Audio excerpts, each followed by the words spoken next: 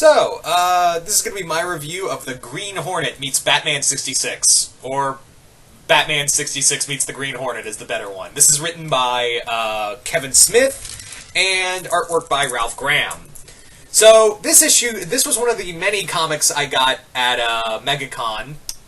And I don't know if I'll do reviews on all of them, but I'll probably do a good number of reviews on a good number of them. Starting with this one. Now, this is a DC Dynamite comic. I think this is actually, if I'm not mistaken, I think this was the first time DC Comics and Dynamite worked together on a project. And it's a pretty fun one. It's pretty fun. This was also the first Batman 66 crossover we got, and it actually kind of acts as a sequel.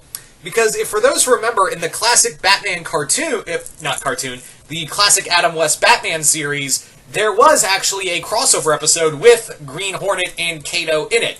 And this acts as a sequel to that story. Now, this story follows Batman and Robin meeting Green Hornet and Kato again in a train robbery that escalates into something more grander. Now, in this comic, we have the Joker and General Gum. Now, if you don't remember who Gum is, Gum wasn't a character, he was basically a character that was made as Colonel Gum from the original crossover episode with the Green Hornet. So he's a returning character and acts as the Green Hornet villain, even though Green Hornet never really had a lot of those type of villains. Now, what I really like about this is that I was kind of afraid when I first read this comic. I was kind of like, man, I'm really afraid Kevin Smith is gonna do a lot of Kevin Smith-isms for this comic and make, stupid, really dumb, hey, Batman 66, it's fucking ridiculous. Let me do all this ridiculous stuff and make it look dumb. Ha ha ha, I'm Kevin Smith. But no, Kevin Smith actually treats both properties with a lot of respect. Though, granted, I will admit that this does feel more like Batman 66 than it does a Green Hornet in Batman 66 story, because there's a whole issue dedicated to Batman and Robin, and Green Hornet and Kato just kind of leave and don't come back until the next issue. So that's kind of disheartening, but as we all know, Kevin Smith is a major Batman fan, so I would hazard that, yeah, that kind of happens. But when Green Hornet and Kato are in the book and working with Batman and Robin, it's actually a lot of fun, and it treats it with a lot of respect, and it's a lot of fun to see. I mean, Kevin Smith doesn't make fun of either Green Hornet or Kato or Batman and Robin. He actually, it feels like a massive love letter to Adam West Batman, and it's, the dialogue is so well done for all of the characters that I could legit hear Adam West talking, and Burt Ward saying these lines, and Bruce Lee saying these lines, and I'm forgetting the actor's name for Britt Reed, but you basically know what I mean. I can even hear Cesar Romero for the Riddler, Joker. Bleh.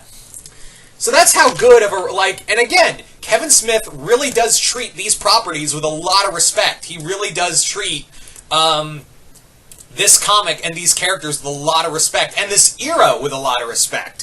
So I really do like that. I really do like that kind of aspect to it. Now, the artwork in here is very invoking of, classic pulp, I wouldn't say pulpy, but more fun, kitschy artwork, which really works. It almost feels like Mike Allred art. In fact, I had to do a double take to make sure, did Mike Allred draw the book? Because I was for a legit second thinking that Mike Allred did the artwork for the book, but it is very close to Mike Allred's artwork, so I gotta give him, in that regard, I gotta give him a hand in that, of just making it so reminiscent of Mike Allred's artwork, so gotta give a major hand to the artist in that regard. Now, the other major thing in this book is that the action sequences are very well done. Everything feels fluid. Everything feels very natural. Everything feels very fluid, very fast-paced. It feels very much like an episode of Green Hornet and Batman 66. And even all the little tongue twisters and all the little hints here and there, it really does invoke that. And I gotta give credit where credit is due in that regard for this comic, is that it really does feel like a fun little romp and a fun sequel to that original crossover episode. Because even though I'm actually glad, because before I read this comic, I was like, okay, are they not going to reference the episode from Batman? Are they just not going to reference that episode? But no, thankfully they referenced it at the beginning. They actually referenced it and said, hey, Batman and Kato met, Batman and Robin met Green Hornet and Kato, and we're moving on. This is the sequel. This is the long-awaited sequel to that story.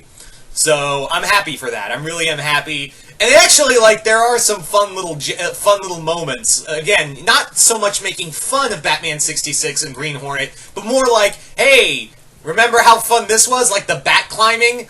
They actually made, there's actually a fun moment where Batman and Green Hornet are climbing up the building, in the show, and Green Hornet is like, dude, this is a lot tougher than it looks. And he's like, yeah, there's a lot of... Batman explains that this is, to Green Hornet, yeah, everyone thinks this is easy. It's not. You have to physically climb up a building with your lower and upper body strength working in tandem. So you really have to put into it. There's also a fun joke, another little fun in-joke from the show of, how they always had a special guest star like Sammy Davis Jr. or something of that nature pop out of a window and say something clever. There is a fun little cameo of someone in here. Not gonna say who, because I feel like it'd ruin it if I told you guys. But there is a fun little guest appearance by someone from that era. I'll say that much. I'll say, and it's hilarious. And it's pretty funny to see it and knowing where that person ends up, in history. That's all I'm going to say. So I really did dig this. I will say that the one problem, like I said, the one little nitpick I have, aside from this feeling more like Batman 66 than a Batman 66 and Green Hornet crossover. Ugh, I'm just a total mess right now.